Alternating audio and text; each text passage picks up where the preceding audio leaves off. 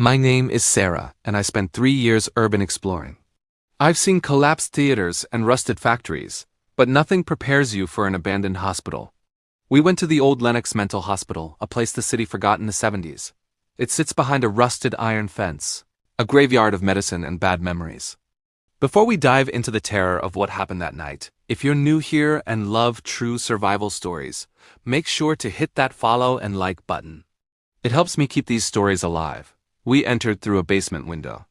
The air inside didn't just smell like dust.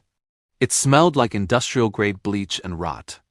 My flashlight beam cut through the dark, hitting rows of rusted gurneys lined up in the hallway like they were waiting for patients that would never come. As we climbed to the third floor, the temperature plummeted. In the middle of July, I could see my own breath.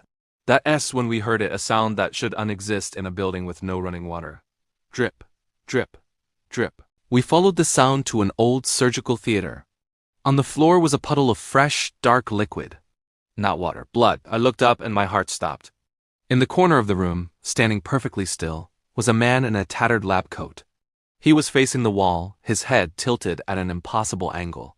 I whispered, "Hello?" He didn't turn. He just started vibrating. His whole body shook with a rhythmic, mechanical twitch. Then, he spoke in a voice that sounded like two stones grinding together. He didn't say, "Get out." He said, "The doctor is ready for your vitals." He spun around and he had no eyes, just smooth, scarred skin where they should have been. He lunged with a speed that wasn't human. We bolted.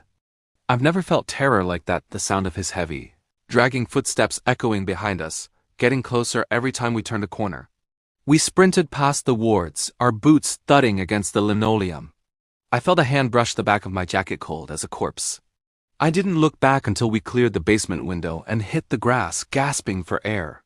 When I got home, I found a bruise on my shoulder in the perfect shape of a handprint. I never went back. Some places are abandoned for a reason, because what's left inside isn't finished with us yet. Thanks for listening. If you've ever had a brush with the unknown, drop your story in the comments, and don't forget to like and follow for more.